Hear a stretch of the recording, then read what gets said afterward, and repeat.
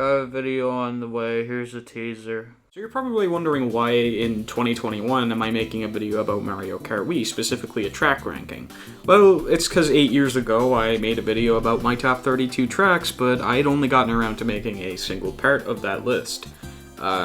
Here's a clip from that absolute gem if you want to see it. Music is just boring, and it can get really crazy here sometimes, making it really hard for you to get first place.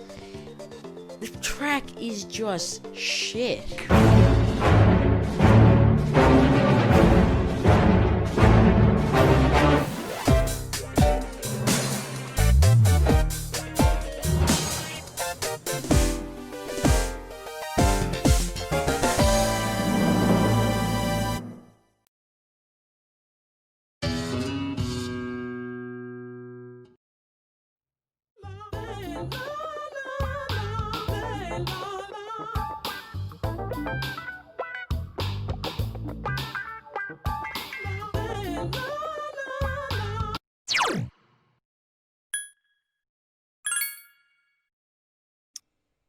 Hello, welcome to the first episode of our podcast. And today we're going to be talking about the games that we played in the year of 2020. A bad year for humanity, a great year for gaming, I think. Yeah. Yeah. Ken, I know you played a lot of good games this year. Not all the games you played this year came out this year. That is true. No trouble. No problem. And I think the first game you want to talk about is a little game called Doom Eternal. Yes, I really do like that little game. It was a pretty good little game this year. Little indie game. Small little indie game by this small little publisher, Bethesda. Not sure if you've heard of them. Nah. Yeah, never heard of those guys. Yeah, I played that this year. It was one of the earliest games I played in 2020. A very very long year. Kind of feels like that game came out last year already. Oh yeah, man, trust me. Like this year is like January, February, whatever, March, whatever, fucking December. Like it's Yeah, like, exactly. when do we go? Like Yeah, exactly. It's pretty good. Like, just it's crazy. It's already been like 9 months since that game came out. I just keep forgetting. It's like, oh yeah, it did come out in 2020. But yeah, I like Doom Eternal was probably one of the games that came out this year, but in particular that I played the most. I played through the game like 3 times. I loved the ever living hell out of it. Thought it was really good. There are a few little issues I'll get into later, but I kind of just want to gush about it. sure, work away. Yeah. I played Doom 2016 as well.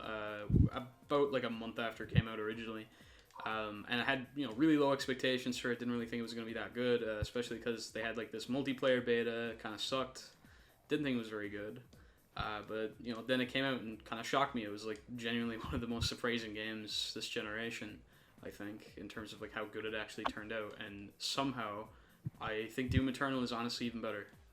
It's just like the action, like the gore, the music, like everything comes together in like such like a really perfect way, like such a pure like chaotic energy to it that's like really just really well put together. We're really fucking like badass, Yeah, like you feel sick while you're playing. Like the I know it's weird to say about a video game, maybe kind of cringy to say it, like, but I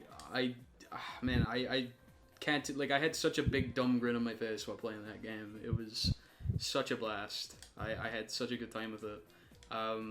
Like, I'm not really too invested in, like, I'm not sure how many people are. I'm sure there's some people, but I wouldn't really say I'm too invested in, like, the lore of Doom Eternal. Like, I hear that, if you do kind of take your time, read, like, codex and stuff, it can be interesting, but, man, I just really like Blast and Demons. It's just a lot of fun, That's like Doom at its core, really, like, Yeah, exactly.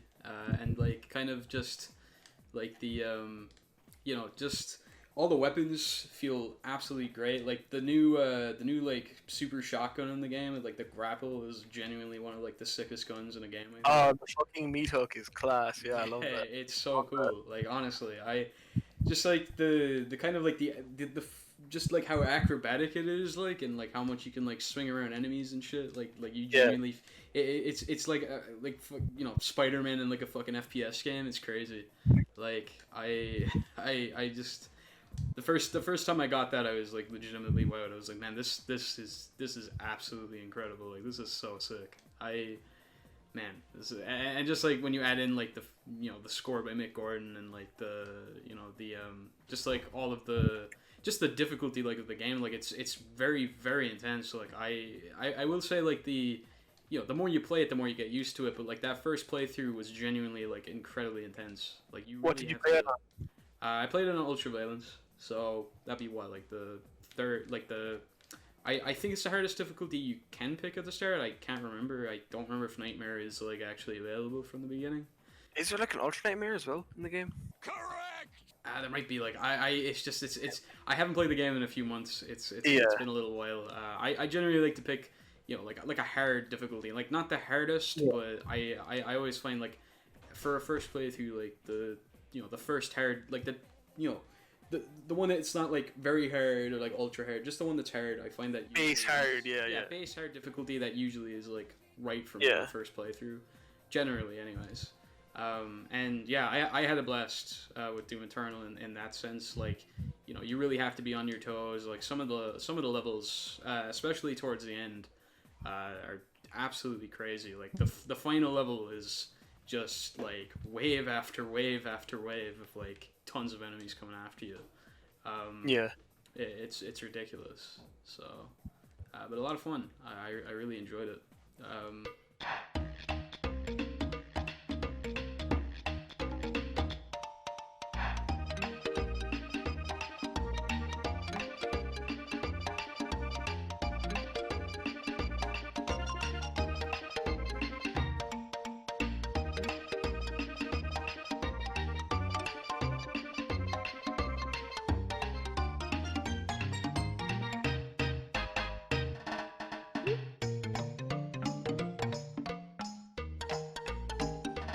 Now, while I'm personally not a fan of this, I do understand why they frame the narrative like this.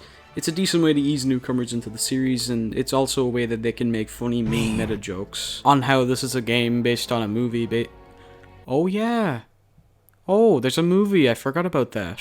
I wonder why. Oh, here's a fun little tidbit for you. I actually saw this movie the day it released in cinemas. I was the only one present in the entire room.